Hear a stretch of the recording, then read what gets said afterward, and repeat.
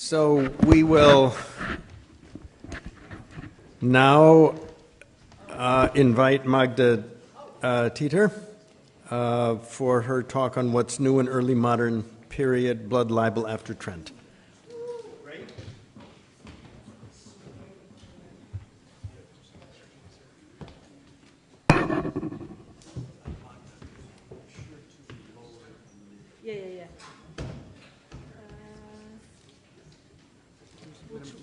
Minimize it and go to the desktop. I don't know how to minimize. Oh, this way, okay.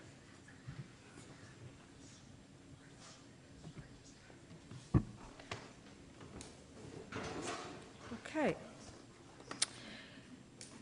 So again, thank you for organizing this, I think, very important conference, and I'm delighted to share some of my work and thoughts about the early modern period, which I think I'm a partisan, and I think it's the most important period. So you'll see whether you agree. After years of secretive preparation, in 1493, Anton Koberger, a prominent printer from Nuremberg, finally published the monumental Liber Chronicorum, a chronicle of the world, quote, from the beginning of the world to our own time, by the highly learned Dr. Hartmann Schädel. The publisher's advertisement announced that the book would, quote, recount everything that has occurred in the passage of time, show the ages of the world, kingdoms in succession, all cities that the world possesses, the acts of dukes and kings, and with those of scholars who reveal natural science and philosophy. Koberger promised the readers an unprecedented experience, for, quote, nothing has hitherto appeared that can guarantee scholars and all men of learning greater and deeper pleasure than the Book of Chronicles with its pictures of famous men and cities. The delight was to be so great that the reader would think that they were, quote, not reading a series of stories, but looking at them with their own eyes. All these stories would seem alive. The publisher knew that the chronicle was like nothing ever published before, and he and his financial backers of the project eagerly sought to keep it secret until it was ready to be released. Among the hundreds of woodcuts of kings, popes, cities, and stories are several vivid images of Jews. These are, and that begs an emphasis, some of the earliest visual representations of Jews in print. And indeed, they do bring to life text printed alongside. A Jew desecrating a crucifix, Jews burning at the stake, repeated 3 times in the Chronicle, and 2 images representing Jews killing Christian children. For the year 1144, William, quote, a boy crucified by perfidious Jews, and here is a close-up, and for 1475, the blessed Simon of Trent. Again, we've seen that story. This is the whole layout, and then this is the close-up. Unlike the rather generic images of kings and popes, these images of Jews and the stories they accompanied were not generic or value neutral. They served to underscore the notion of Jews' enmity and hatred of Christianity, expressed through desecrations of objects venerated by Christians and the killing of Christian children. The story of William, about which we've already heard, whose mutilated body was found near the English town of Norwich in 1144, is the first known story accusing Jews of killing a Christian for ritual purposes. In Norwich, there was, however, no trial and no blood of Jews was spilled as the result of the story. By the way, the first blood of Jews that was spilled in the result of these stories is Blois in 1171 on the continent. This was not the case in Trent, where the body of a toddler named Simon was found in March 1475 when Easter and Passover converged. Simon's death led to one of the most notorious and best documented trials against Jews, to the proliferation of visual representation of the imagined deed, and ultimately to the undermining of the medieval protection of Jews against similar accusations, which had been issued by popes and emperors since the 13th century.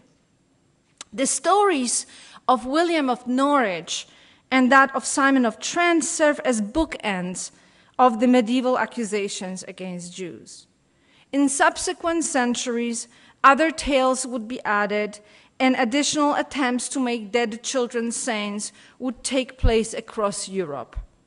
But not all of these tales would have a long-lasting impact. Some would fade from memory altogether.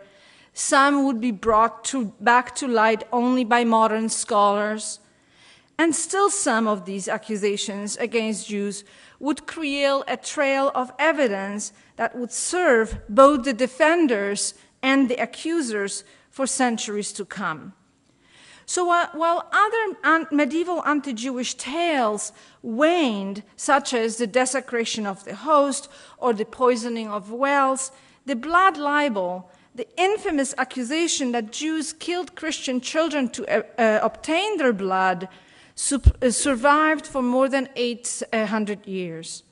It adapted to changing cultural and political climates, affording a unique opportunity for research on politics, religion, and violence over a long durée. The story of Simon of Trent, whose body was found during the Easter and Passover season in 1475 in Trent, was a pivotal case in this long history, far more important than previously thought. Unlike earlier medieval persecutions and trials of Jews accused of murdering Christian children, whose impact was most likely, as Emily Rose has said, most likely felt only locally, the story of Simon of Trent spread far and wide.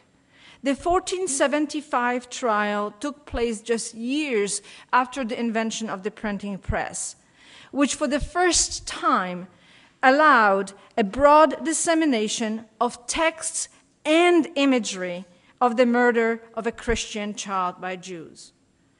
Already on April 4th, not even 2 weeks after the body of after the child's disappearance on March 24th, and long before the trial itself would end, Giovanni Mattia Tiberino, a court physician of the Bishop Johannes Hinderbach of Trent, issued in print a short address in Latin to the Senate of Brixen, today's Brescia, relating the death of Simon. A flood of publications in prose and verse followed. No fewer than 33 individual publications about Simon appeared in print before 1500, not counting instances where the story of Simon was included in works of broader scope, such as the Nuremberg Chronicle and its pirated editions. So here I'll show you a couple of those examples. This is one of the first images of visual representations of the story published right in Trent in 1475. And it's unique in the history of actually the printing because it shows side-by-side text and image related directly to each other. So here is the whole story. And you can tell from the images what these represent. I cut out the text so that you can get it can go through the, and here's the discovery of the body, and then the site of veneration right there. You can see already very early on it was made, and the execution of Jews. This is the burning of Jews. You can tell them that they are Jews by their hats, and then these are the converted Jews who don't have hats. That means that they converted, and there's their execution. So, And here are some broadsides, and again, a number of broadsides that were published both in northern Italy and in the German lands. And here you have one of those images, and that one we already saw, again, promoting the site. Strongly supported by Bishop Johannes Hinderbach, this flood of publications for the first time visually and textually substantiated for Christians the medieval tale of Jewish murders of Christian children, influencing for centuries to come anti-Jewish trials and visual representation also beyond the Alps and as far as Eastern Europe. The iconographic legacy was tantamount with inventing, what one scholar called, an iconographic vocabulary of ritual murder. And then again, a few of the images here, we've seen that. It's northern Italy. Okay, you can see how it is all related, how it invents this representation of Jews in that kind of. And this is 18th century Poland. And this is actually a legacy that is different regionally. Northern Europe tends to focus on this martyrdom scene, and Southern Europe, especially Italy, focuses on the glorious Simon as the little Christ. And here I have a couple of examples of that. And Trent, on the border between these regions, shows to Simon triumphant and the Simon, which we've seen on the cover of our pamphlet today. In the 16th century and in the aftermath of the Reformation, the city of Trent, with its unofficial and still unrecognized cult of Little Simon, was chosen for political reasons as the seat of the pivotal church ecumenical council known as the Council of Trent. Soon after, Little Simon entered into official hagiographies, the newly reformed liturgical calendar Martyrologium Romanum, leading to the sanction of the cult by Pope Pius V in 1588, over 100 years after his death. The road to the recognition of Simon's cult was difficult and long.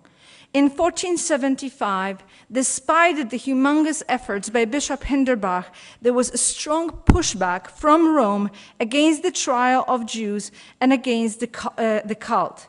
It is true, in 1478, 3 years after Simon's death and the initial trial of Jews, Pope Sixtus IV issued a bull partially exonerating Bishop Hinderbach of wrongdoing in the prosecution of Jews. But, and this is significant, the Pope did not authorize the cult, as he had done for other local cults, among them those of Giovanni Capistrano, Giovanni Bono, and the Franciscan martyrs of Morocco.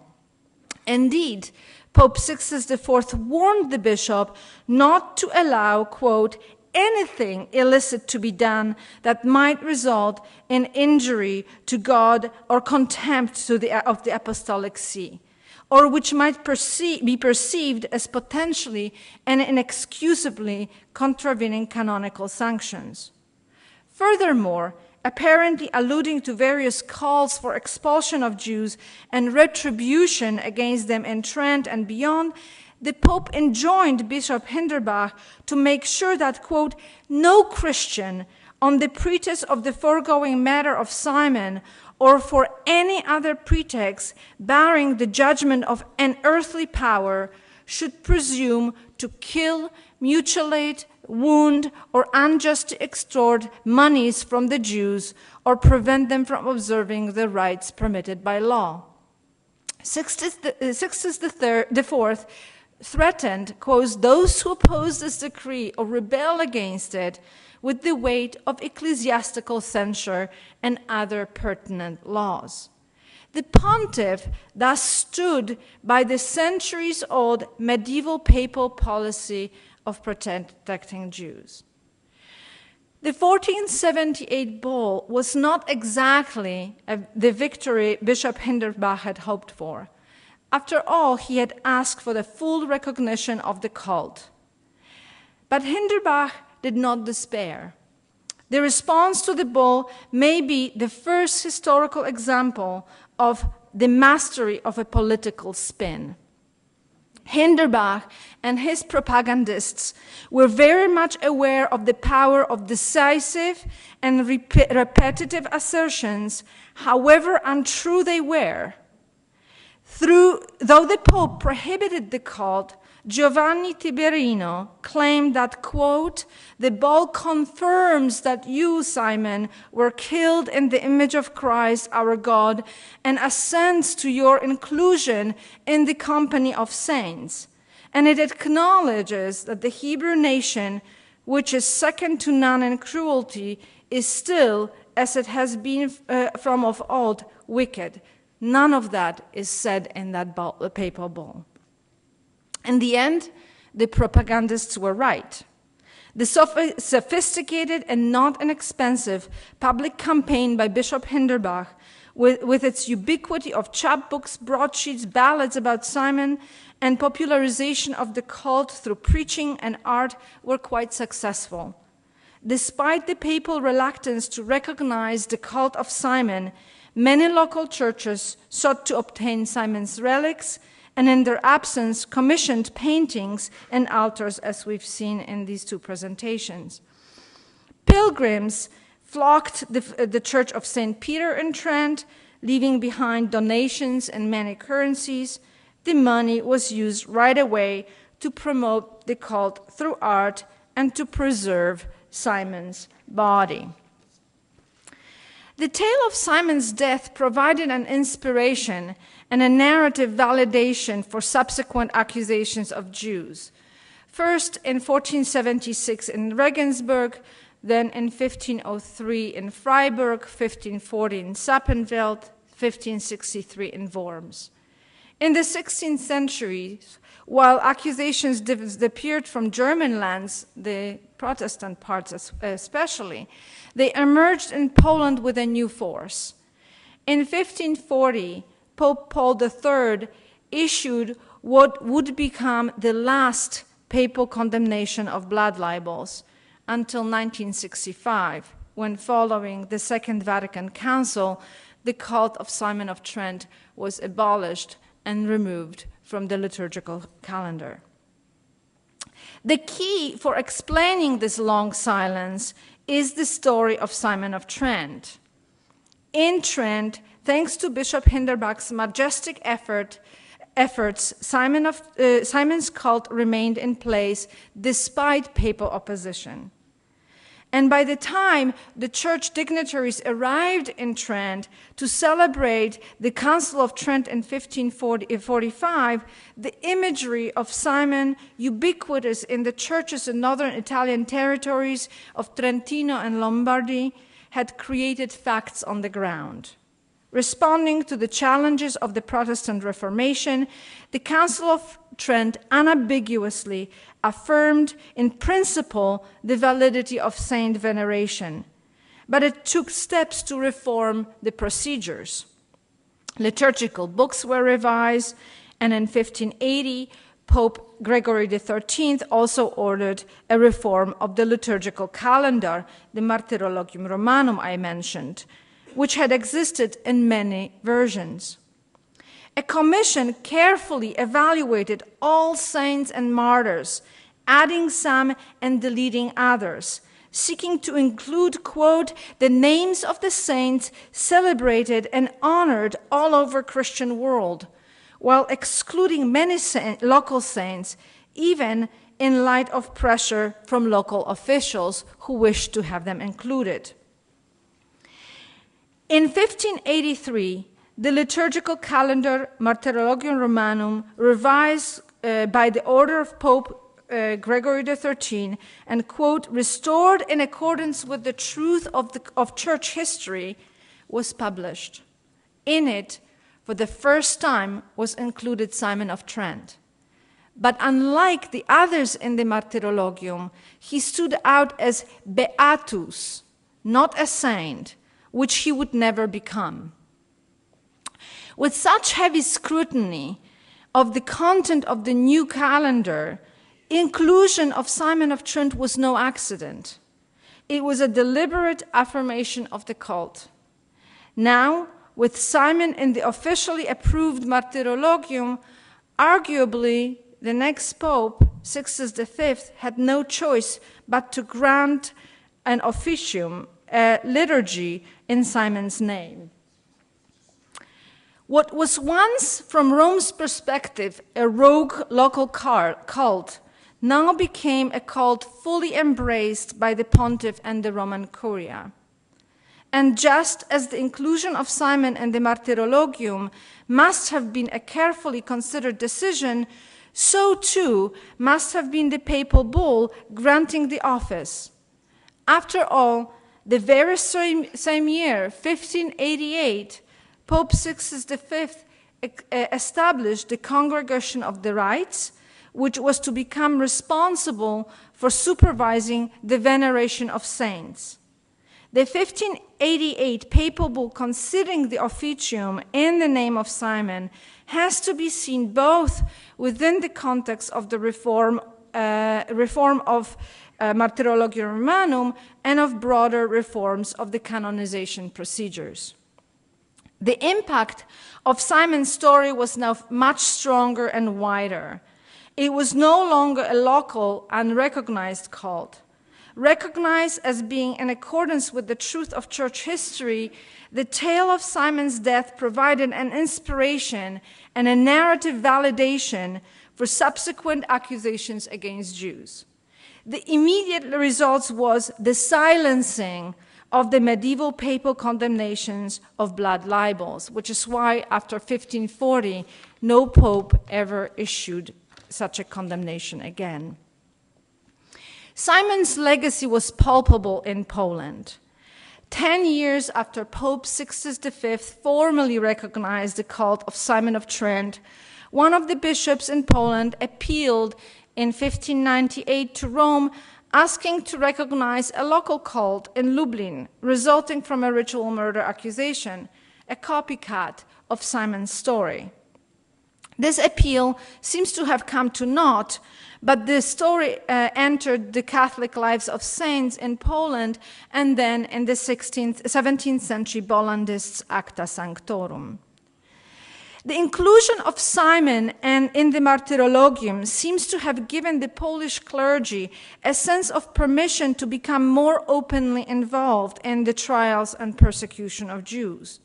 Such was the understanding of Stefan Żuchowski, a canon in a cathedral chapter in Sandomierz in now eastern Poland, and an instigator of two notorious trials against Jews in 1698 and 1710, who visited Trent in 1699 and discussed his visit.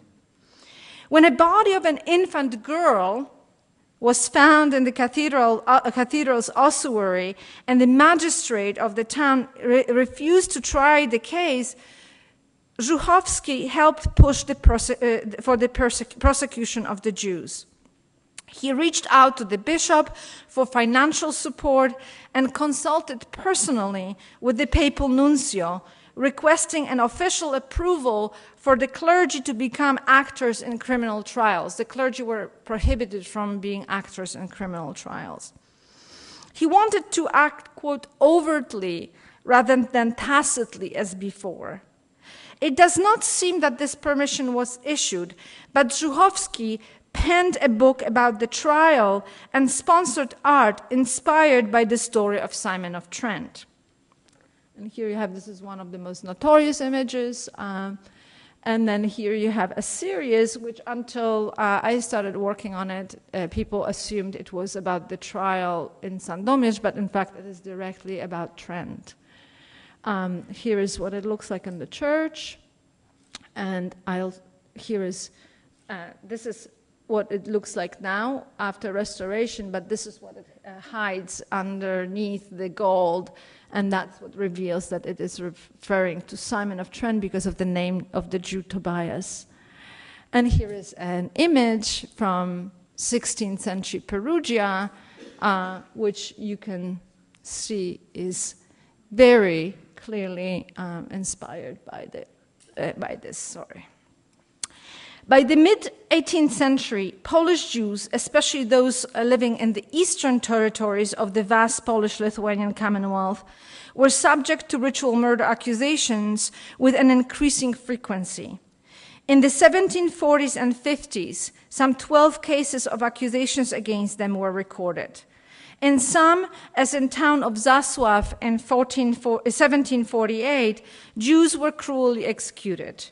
In Zasław, in a clear departure from earlier security and protection, this happened with the support of the local lord, who authorized publication of the trial records and a widely distributed pamphlet, quote, so the crime may not be forgotten. Again, the role of media and the print. As it became clear to Jews in Poland that earlier channels of protections were no longer effective, once more, this time with the help of Jews in Amsterdam and in Italy, Polish Jews sought to reach the Pope to plead for succor and protection. Polish Jews had great hopes that an unequivocal papal reaffirmation of medieval condemnations of such accusations would stop the persecution in Poland and rebut local clerical accusations that Jews had falsified the earlier papal letters of protection. The Polish Jews' hopes for intervention from Rome was not a random wish. In Italy, Jews too were subject to accusations and to preaching by Catholic friars who promoted the medieval legend, but the Jews had been able to avoid deaths, and I'm not talking about the trials immediately after Trent, but later. In Verona in 1603, in Viterbo, Ancona, and Senigallia in the 18th century, accused Jews were acquitted or trials did not come to anything. In 1758, an envoy of Jews from Poland reached Rome in search for intervention from Pope Benedict XIV. The Pope was ailing, and the envoy never received an audience with him. But the Pope would not have condemned the charges against Jews, as his medieval predecessors had. And he couldn't. Just 3 years earlier, in his 1755 bull Beatus Andreas, Benedict had recognized another cult, that of Andreas of Rhyn, near Innsbruck, which was said to be killed in 1462. While mentioning the example, quote, of our predecessor Sixtus V, in the year 1475, the blessed boy Simon of Trent was most horribly murdered before the completion of his 3rd year by Jews out of hatred toward those who believe in Christ. Thus, the same enlightened Pope who had condemned slavery and who installed a woman as a professor of sciences at the University of Bologna now simply instructed Cardinal Ganganelli at the Holy Office of the Inquisition to investigate the matter and write a report. Benedict died in May 1759, so he never saw the report, which was not ready until much later that year. Citing earlier papal condemnations of the charge of blood libel, that Jews used Christian blood, Ganganelli referred to it as a grave prejudice, fraud, and a false calumny. But he had no choice but to accept as true 2 stories. The, again, 17th century, but dated to 1462 story of Andreas of Rhyn and the 1475 story of Simon of Trent, both of which were recognized as legitimate by the pontiffs. Ganganelli's ostensibly incongruous condemnation of the accusations and acceptance of existing cults resulting from the murder accusations against Jews embodies the key questions of the scope and pressures on papal authority. The cardinal wanted to condemn anti-Jewish accusations based on the medieval papal condemnations of blood libels, but he also had to confront the papal acceptance of popular cult places like that of Simon of Trent and Andreas of Rhyn. In the spirit of enlightenment, the report condemned irrational superstitions and strongly reaffirmed medieval papal denunciations of blood libels against Jews, while leaving the possibility of killings, quote, in hatred of Christianity, and that distinction is crucial in church documents. By doing so, the report was also a firm assertion of papal authority.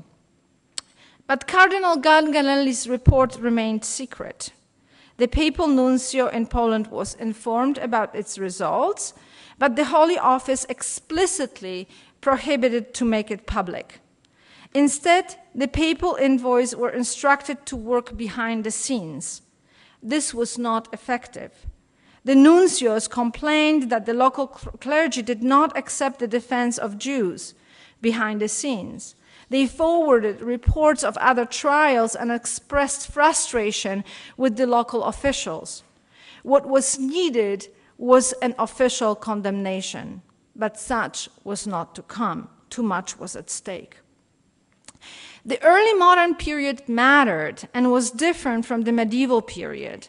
The Simon of Trent and its aftermath, the case of Simon of Trent and its aftermath marked a liminal point between the medieval and early modern periods. The use of new technology, mass media, the development of iconographic vocabulary pushed the story past the medieval era. But the initial papal condemnations of the trial and the protection of Jews placed the case within the medieval period. The reform of liturgy and the calendar of the aftermath of the Reformation following the Council of Trent led to the inclusion of Simon in the official liturgical calendar. The story was now recognized. It was now conceivable that Jews killed Christian children in hatred of Christianity.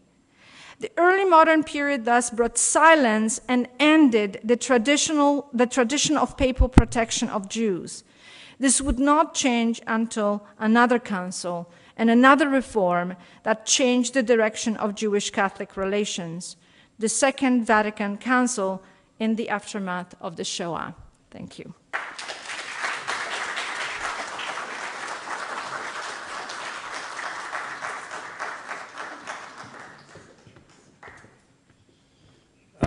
Now it's a real pleasure to invite David Kertzer to give his talk. Thank you.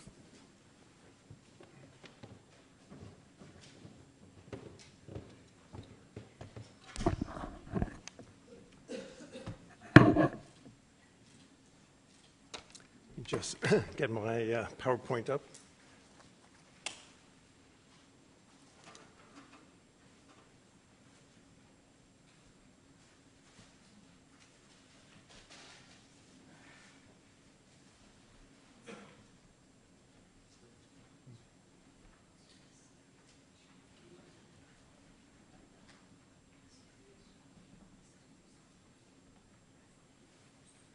Oh, good.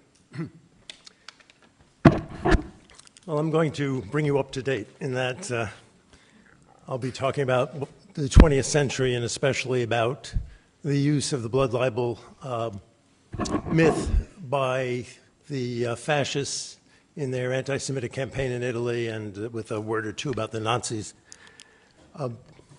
I do this in a larger context, or somewhat different context perhaps than the speakers who dealt with an earlier period. Although I think the Magda just speaking about the role of the papacy in the blood libel is close to what I have in mind here. Speaking as an Italianist, until the advent of the fascist regime in Italy in the 1920s, the demonization of the Jews in Italy was primarily the work of the Italian Catholic Church and the Vatican. While reference was made to the Jews' responsibility for deicide and their subsequent collective punishment by God, the most vicious images of the Jews in the church focused on their contemporary demonic qualities and the many ways in which they represented a threat to healthy Christian society. Now, the church argues, as it does in its official statement from 1998, This was a commission established by John Paul II, worked for 11 years around the very controversial issue, did the church have anything to do with the Shoah? Was the mass murder of Europe's Jews committed in the middle of the 20th century, did it have anything to do with the demonization of the Jews by the church?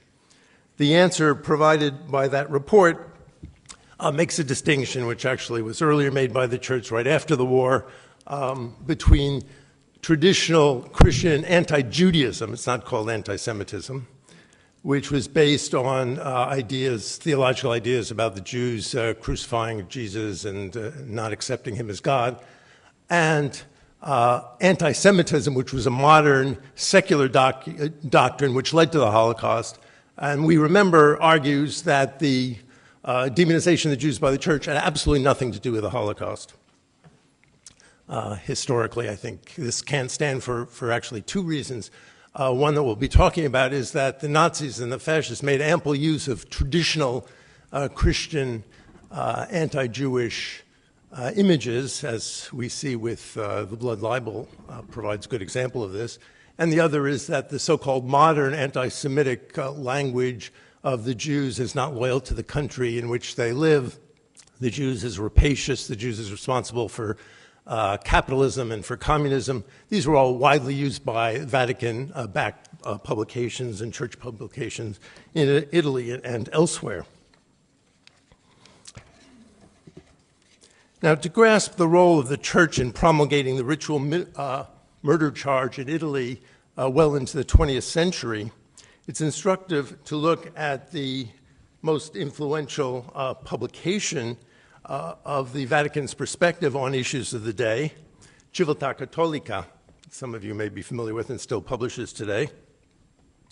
Civiltà Cattolica was established back in the mid-19th century by Pius IX as a way of promulgating to the world, talking about the spread of mass media, the positions of the Vatican on the important issues of the day. It's published by a group of Italian Jesuits based in Rome. The director is appointed by the Pope, and most importantly, before any issue can be published, the text has to be vetted by the Vatican and approved by the Vatican Secretary of State office. In the last two decades of the 19th century and into the 20th, Civiltà Cattolica played an enormously influential role in signaling Vatican backing for the ritual murder accusation. As modern anti-Semitism took place, we generally date this from the 1880s, Civiltà Cattolica played a major role. The Talmud commands the Jewish race, we are told in one such article in 1881, to kill Christians. By way of proof, they cited the case of Father Tommaso of Damascus. I don't think we've mentioned that case, the Damascus case, earlier in, I think, 1840.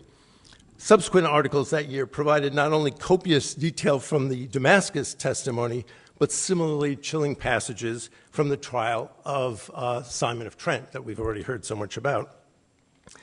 In 1882, the Jesuit journal, its pages approved by the Vatican, published a piece focusing on the Jewish need for Christian blood, not only for Passover, but also for Purim, sort of adds an extra dimension. On Purim, we are told, quote, "The Jews are busy capturing all the Christians they can, especially children. On this night, however, they kill only one, a child or adult, pretending to kill Haman." By contrast, the journal went on to explain Passover was somewhat different. There only a small child's blood would do. Indeed, readers were told if they ever wondered why, and perhaps you've wondered this too, what's the difference between matzah that you buy during the year and matzah that's labeled kosher for Pesach? It was the kosher for Pesach, the Jesuit journal, its pages approved by the Vatican, explained to its readers that had the blood of Christian children in it. And similar articles would appear in Civiltà Cattolica over the next couple of decades. Let me give you just another example. I think it's important to see what people are reading. And this, by the way, is being read by a priest. We wonder what priests give in their sermons. It's based on readings of material of this sort. It's not that the mass of Catholics read this, but it becomes other Catholic papers, which I'll talk about, pick this up as signaling what the position of the Vatican is on the Jews and ritual murder. So in a two-part series, for example, in 1893, the first on the Jews and ritual murder, the first begins by trumpeting some of the charges that we now identify with so-called modern anti-Semitism. Jews were behind various bank frauds, had taken over the economies of European countries. A vast Jewish conspiracy threatens the entire Christian world. The Jews' great thinker Maimonides, the Vatican-approved journal explained, taught that, quote, we're in 1890s, every Jew who does not kill a non-Jew when he has the opportunity violates a basic principle. This is a quote from Maimonides, according to Civiltà Cattolica. Moreover, according to the Talmud, quote, even the best among the Goyim, or Christians, merits death. The 1893 articles then come to the question of ritual murder. It says, up until now, we have known from centuries-long experience that the Jew sucked Christian blood. But for the most part, people did not realize that this was something they did out of principle in obedience to their law. The article then returns to the quest for Jewish world domination. So these two, so-called traditional and modern, they just come right together.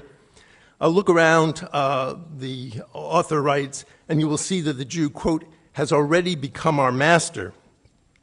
You will see, he says, look around Italy. By the way, in Italy, the Jews were 1/1000th of the population. Okay, 1 out of 1,000 Italians were Jewish at this point. And the Jesuit journal warns, you will see most of the wealth in Italy which has been robbed from the church is today in the hands of the Jews. The second of these articles goes on, is devoted entirely to the ritual murder charge. Again, we're in the 1890s, and says there's no point wasting more words showing what everybody already knows, namely that, quote, the Jews are constantly oppressing and robbing Christians. Rather, we will set out to prove something of which many are unaware and that others are loath to believe and even try to deny, namely the mystery of the blood. Ghastly detail was piled on ghastly detail. Quote, for the blood of a Christian child to be appropriate for the right and good for the health of the Jewish soul, the Vatican-supervised journal told its readers, it is necessary for the little child to die amidst torments. It's not good enough just to kill the child. You must torture it first. And they go on to explain, this is what happened to the innocent little Simon and to so many others who were killed by needles stuck into them or who were cut up piece by piece or crucified. In such cases where the Jews had drained the child's last drop of blood, it is, quote, kept by the local rabbi, the Vatican journal tells us. He, in turn, the local rabbi, quote, sells it at a high price in small quantities to the nearby synagogues by means of itinerant Jews, if you ever wondered what those Jewish itinerant merchants were selling, who are furnished with a certificate from the same rabbi attesting to the fact that it is true Christian blood, unquote. Now, although less preoccupied, or one might say obsessed by the theme of ritual murder than the Jesuit journal Civiltà Cattolica, the Vatican's own daily newspaper, which again still today is the daily newspaper of the Vatican, L'Osservatore Romano, offered a similar view of Jews as ritual murderers in this period.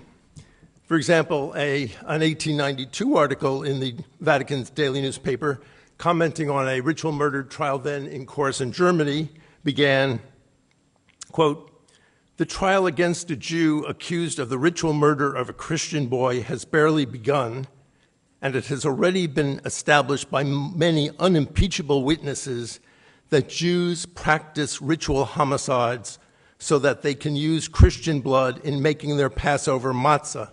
This is L'Osservatore Romano. This is the daily Vatican newspaper.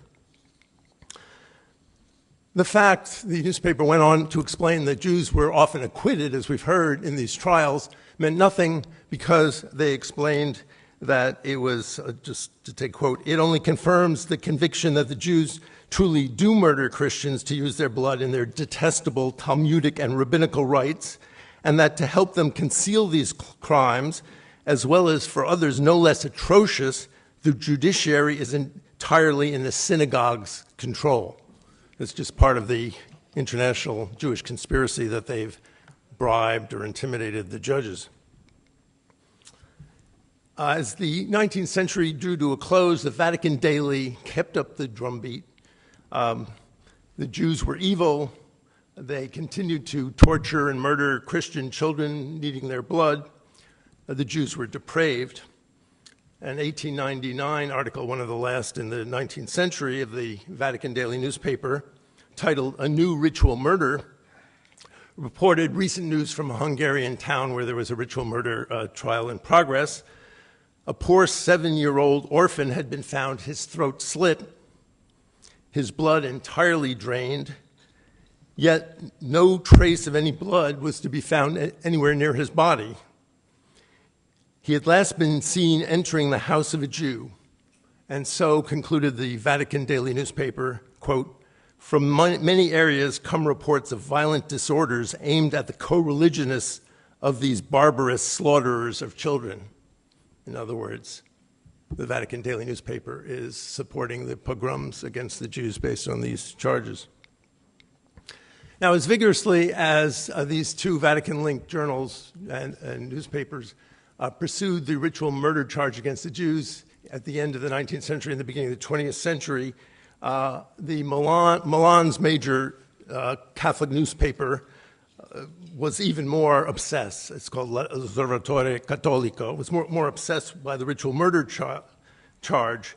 In fact, by 1891, it became such an obsession that they offered 10,000 lira to anybody daring them to prove that Jews weren't commanded by their religion to murder Christian children and use their blood for their matzah. And in fact, barely a day would go by when the Milan's Catholic newspaper wouldn't publish something further about ritual murder. In March and April 1892, those 2 months alone, 44 articles appeared on the subject. And these were taken up by many Catholic newspapers in Italy, France, Germany, and Austria. I don't have time to talk about how this continued in the Vatican-linked press in the first couple of decades of the 20th century, but just to mention the Bellis case that many of you are familiar with from Kiev in 1913. This became the subject of a number of major articles in Civiltà Cattolica, and they say in one issue following the trial in 1914, "And let us sum things up." Again, this text is approved by the Vatican Secretary of State office before it could be published. "Let us sum things up. A boy goes missing on the grounds of a Jewish factory, and his body is found riddled with wounds. Science has established the time and the method. It has measured the systematic blows and the agony suffered by the victim. It has indicated the goal. The murder was committed by people who wanted to extract the blood. Now, of such people, one race alone is known." One race alone is known, which, by the way, gets to the question of so-called racial anti-Semitism and Christian anti-Semitism, a distinction without a difference in good part. The Civiltà Cattolica followed up this piece on the Bellis case with an even more horrifying detail in a subsequent article. They explain that Jews drink blood all the time, that is human blood, and indeed their secret texts reveal that Jews consider blood, human blood, to be, quote, "a drink like milk." We're in the 20th century. This is 1914, the Vatican, Civiltà Cattolica. Now, with this background, and realizing there's not a lot of time, I wanted to talk about how all this is taken up by the Italian fascist regime as part of its campaign against the Jews. As you know, there's quite a bit of controversy about the racial laws, the so-called racial laws in Italy, which Mussolini introduces in the fall of 1938. These laws, let's see if I have a, gives a sort of a graphical depiction. I'll be talking about this publication in a second, La Difesa della Razza. But beginning in September 1938, all Jewish children are thrown out of school, all Jewish teachers and professors are fired, all Jewish civil servants are let go, all Jewish members of the military are fired, anybody working in the banks and insurance companies, they're all fired as well. So there's an incredibly dramatic persecution of the Jews who are said to be anti-fascist and to be not part of the Italian race. And how is the fascist regime going to get buy-in to this? This comes kind of as a surprise. Mussolini hadn't previously been especially identified with anti-Semitism. His longtime lover, of course, Margherita Sarfatti, was Jewish. And in fact, there had been a number of Jews, Italian Jews, who had been active fascists as well. So to get the Italian population behind the anti-Semitic campaign and in step with the alliance with Hitler, which was also taking place at the same time, Hitler had just visited Italy as these anti-Semitic measures were being announced, was going to take quite an effort. And they had certain kind of imagery, certain kind of tropes, certain kind of history to draw on, and it's the history of largely church images and church demonization of the Jews, including ritual murder charge. Now this publication, La Difesa della Razza, see an issue here from 1942.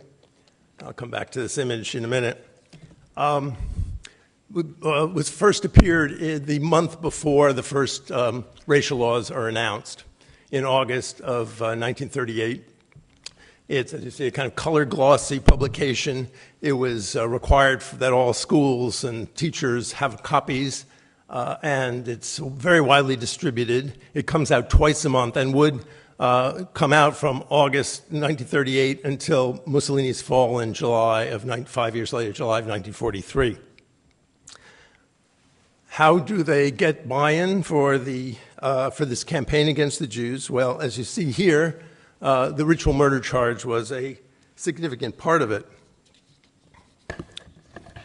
So much for the distinction between the demonization of the Jews that would have led to the Holocaust and church anti-Judaism. Now,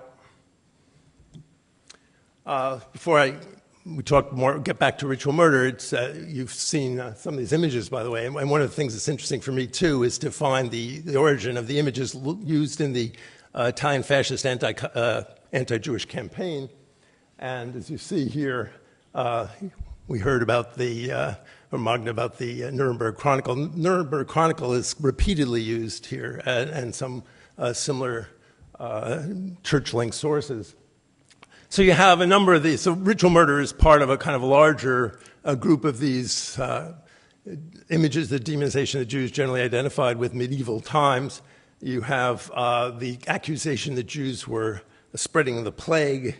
You have the host desecration, that Jews are charged with in their secret ceremonies stealing the consecrated host, which is supposed to embody Christ's blood and flesh and blood.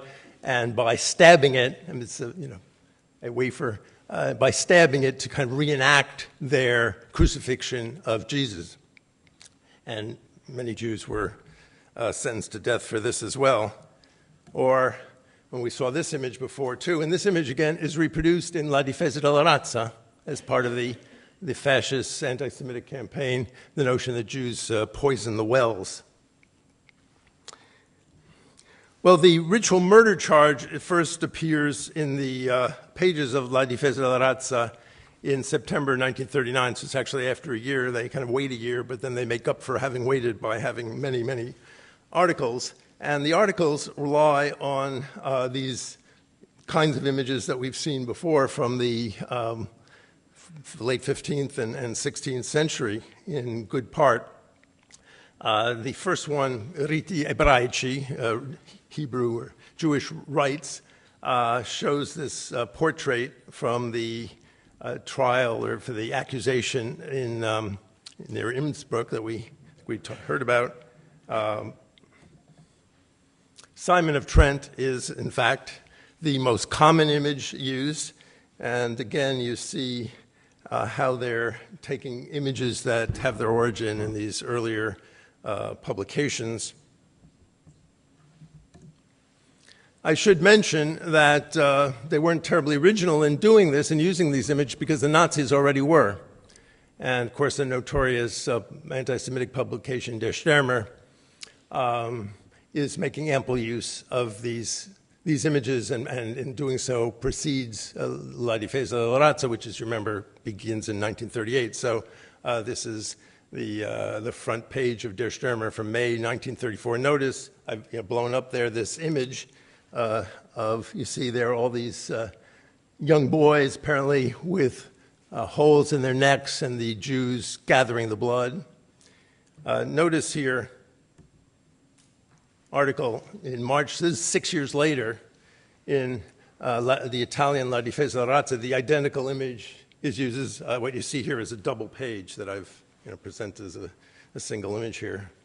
And note too, and we'll look at the image on the top left, the famous image from the Nuremberg Chronicles that's used multiple times in the fascist publication. And as was mentioned, you saw some of these images, I think.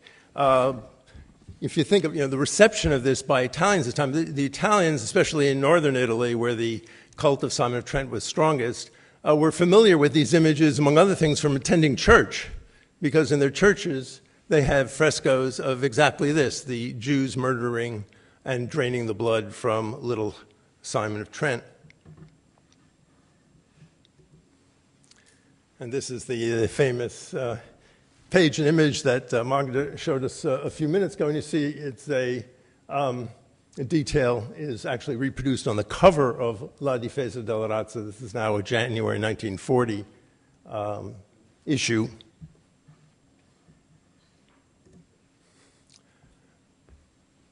They also make reference to, there are quite a lot of late 19th century cases of ritual murder. We heard a couple of them mentioned, including, I think, this one, which is one of the better known ones from 1880s in Hungary. And this also is interesting, the question of the gender of the victim has come up a couple of times already this morning. And it's certainly true that the great majority of these cases seem to involve little boys. But, and I'm sure some gender analysts could look into this with profit, but you also begin to have these images of girls who are the victims. And yes, the kind of the rape imagery is pretty clear here. So the Jews, also, at the same time as their ritual murderers, are rapists. And the notion, of course, of Jews violating Christian women is all part of this. Notice that 1939, these same images, you saw this image also shown earlier, these same images, this one from early 17th century. These are books that basically are devotional literature. They're not liturgy, but they're essentially devotional literature that the people read to see the inspiring biblical stories recounted, often mixed with these more modern dramatic scenes of reenactment of crucifixion and so forth. And here you see that the Nazis, not just the Italian fascists that are using these kind of old Christian imagery, but the Nazis as well. Say another case that's being used, Munich boy. And again, yeah, the kind of crucifixion imagery that we heard about earlier is very much evident. This that I showed initially is taken apparently from a Polish plaque carving from much earlier period and used. So they, again, the anti-Semitic campaign in fascist Italy relied very, very heavily on these kinds of images with the origin that we've heard about so much already this morning. I think there was some mention of circumcision here. This is kind of a curious question here as well of how Jewish circumcision is somehow utilized and twisted to show the Jews are somehow obsessed with blood. And again, they keep using the same Nuremberg Chronicle as a basis for the imagery here. And as you also saw, these kind of images, I've spent time in Trent at the University of Trent as a visitor, and you walk through the streets, where you have streets named after St. Simon, and go into the churches where you find various images still. And it's been very difficult, in fact, to end the cult of St. Simon, despite the Second Vatican Council attempts. For example, there's this booklet that was published recently in Italy, La vera storia del beato Simonino da Trento. So the true story of beatified little Simon of Trent, the innocent and martyr, and his cult. They're trying to revive it. So as was mentioned, the cult of Simon became an embarrassment to the church with the Second Vatican Council, which of course radically changed the Vatican Roman Catholic Church's attitude toward the Jews. And so they pulled the plug on the cult, but the attempt to worship him continues, not least because it's become a kind of calling card of the anti-Semitic right of the Catholic Church, who sees the Second Vatican Council as where the church veered off in the wrong direction. So keeping the worship, the treatment of Simon of Trent as a saint, making a saint of Pope Pius XII, and a variety of these other themes are common to this right-wing reaction against the Second Vatican Council direction of the church. I just this morning happened to cross a site which you can check out called SaintSimonOfTrent.com, that URL, and it's a whole long thing on presenting the martyrdom of Simon without any indication there's any question about that this was a case of one of many of Jewish ritual murder, and of course as part of a larger effort to resuscitate the fortunes of the right wing of the church. So that I would end, I just remind you that the church today, the Vatican, where I spend a lot of my time in the archives, still fails to recognize their responsibility. Obviously, there were many forces that led to the Holocaust, and I'm not arguing that the Roman Catholic Church is the only one. It wasn't certainly by any means. But if you ask how millions of Europeans in the middle of the 20th century could find it appropriate to mass murder Jewish children, elderly people, see them in the most demonic terms, to argue that the church played no role, as is the official position of the church, is to deny history. And until the church can come to terms with that history, I think it's going to remain, among other things, a kind of thorn in the side of relations with the Jewish community. But more importantly, it's just so important we understand how the Holocaust could have occurred. And for that, I think even the case of the blood libel myth serves as one example of the role of the church and Christian imagery in making this possible. Thank you.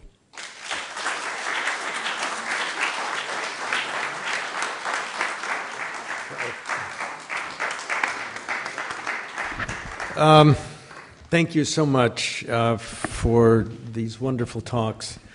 We have a little time now for some questions before we break for lunch. So, yes. Thank you so much. Last time I was here for a conference, it was on a two-day conference on Jews and the left. I feel like none of the threads have been brought together. The last time I heard you speak was here, actually, at a conference, a program on the unsung heroes of the greatest generation, which included your father. And I had a friend with me who was on the board of Gregorian University in Rome. Can you fill in what has happened since to bring up to date, has any responsibility been taken for the previous history? Is it something that's just taboo? And also, since Vatican II, very little has happened. There have been requests for the Vatican to comment that the Protocols of the Elders of Zion is in fact a forgery, which they've refused to do. And this is, I think, the second most published, second to the Quran in the Middle East, one of the most popular publications. Yes, well, one thing that comes to mind is I just saw yesterday in La Stampa, which is the major newspaper of Turin, that they've just discovered a document from right after the war in which the Archbishop, the Cardinal Archbishop of Turin, sends back a check for 100,000 lira, at the time quite a lot, to the Vatican. It had been sent to him because there are 1,000 Jewish refugees survivors of the concentration camps who've arrived outside Turin, and they're in terrible circumstances. So I don't know what the origin of the money was, where the Vatican got it, but anyway, the Vatican sends it to him to use for the Jewish survivors of the Holocaust. He sends it back saying they don't deserve it. Without going into details, so this is like yesterday's newspaper in Turin. So there's a lot of this. Meanwhile, of course, as is also mentioned in this article yesterday, the Vatican refuses to open the archives for the Second World War years. Although since Ralph Hochhuth's play, The Deputy, in 1963, there's been tremendous pressure on the church to do just that. There was hope that the current Pope, Francis, who seems so open in so many ways, would do that to help the church face its history and help the rest of us understanding this history. But my earlier sources, and I know various folks in the Vatican that I kind of rely on for the more inside scoop on this, who had been optimistic that he would do this quite quickly, now are much less sure for various reasons. He has other priorities. He's not interested in this issue. He doesn't want to open Pandora's box of Pope Pius XII, the big hero of the right wing. So I'd say, I'm a little bit discouraged at the moment. So the larger context is Second Vatican Council, a huge change, and this should be repeated. But on the other hand, a feeling that it's better not only to not open this, but to keep to the denial. So I think it's in that, I don't know, the Protocols of Elder of Zion, you would think would be something that wouldn't be so costly to them, since they were never, in Italy it was spread by Catholic priests primarily, but it was never institutionally backed by the church. I would like to just add one thing to that, if I could, which is, I think, a theme that I hope we can return to later in the conference is the confluence of the Protocols of the Elders of Zion with the blood libel myth. In the modern period, it's especially evident in Russia. Today, in the early 90s, the head of the Jewish community in Moscow wrote an open letter to the Patriarch of the Russian Orthodox Church begging him to repudiate the protocols. And the Patriarch published a letter in which he said, I am no scholar, I don't know the historical truth of this document, but I do know that it contains spiritual truths that should be known to the wide general public. Next question. Yes. This may be, hope it's not, hope it's relevant. I just have to ask it. You brought up, your concluding remarks about the church and its refusal to take responsibility. It's a large question. Do you have any feelings about the possibility that Pope Pius XI was deliberately killed in order to make way for Pope Pius XII? Yes, well, I published a book recently called The Pope and Mussolini, about Pius XI and Mussolini, and when I told people when I was working on it in Rome, what I was working on Pope Pius XI, they said, oh, the man who was killed, the Pope who was killed. So there is this note, he, as my book recounts, he he dies before this very dramatic speech to all the bishops of Italy, which Mussolini is told by his spies that the Pope's about to denounce him and his alliance with Hitler. So the timing leads to that. But I found no evidence he was just actually killed. So as far as I know, he wasn't. Can I just want to comment broadly about the role of the church, because I hope that some of that came in the discussions, that there's not one.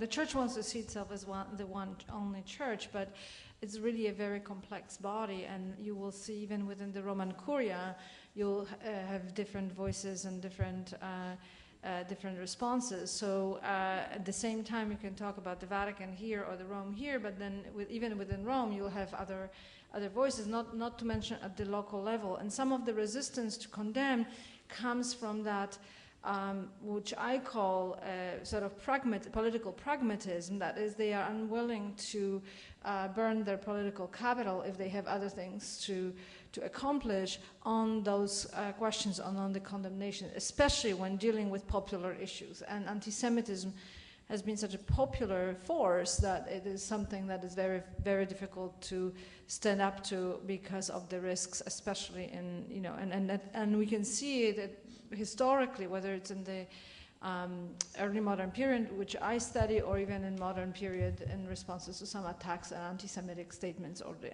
blood libels. So there is this not exculpating, but really complex nature of that. We have to remember that there's not one church, despite the theology. Yeah, and further to that, in her book, The Crime and the Silence by Anna Bikant, she very clearly delineates the difference between various aspects of the church in Poland. It's very interesting to see that at all levels in the way that the anti-Semitic themes are handled. Yeah. Yes, in the back.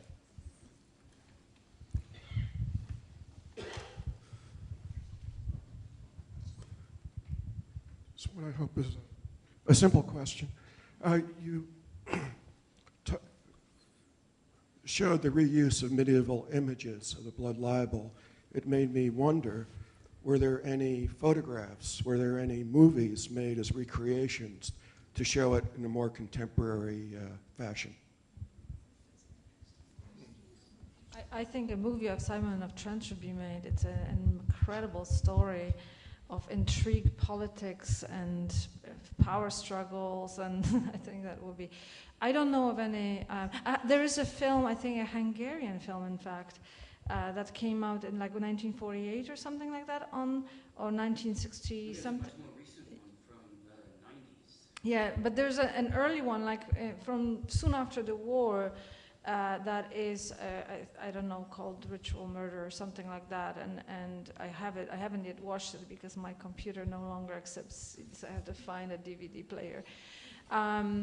But photographs, yes, and there are photographs of processions, of like Simon processions in the certainly the interwar period, and now. Some of the books are coming out with it, but not in the body and things like that. So photographs, yes. In terms of films, I know of two. But I think one more question. I already. Let's see. Yes, sir.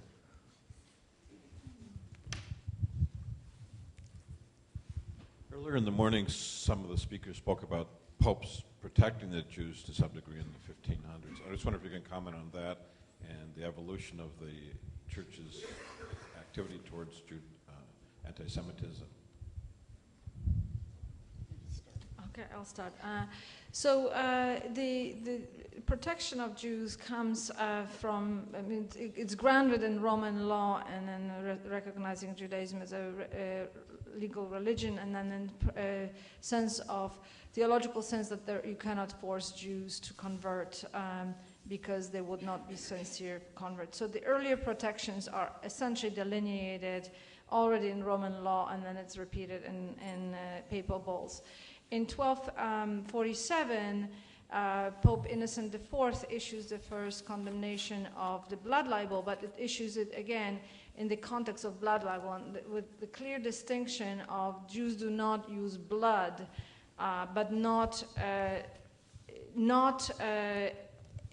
excluding the possibilities of murder, and that phrase, out of hatred of Christianity, of those who believe in Christ, becomes a refrain that continues over centuries.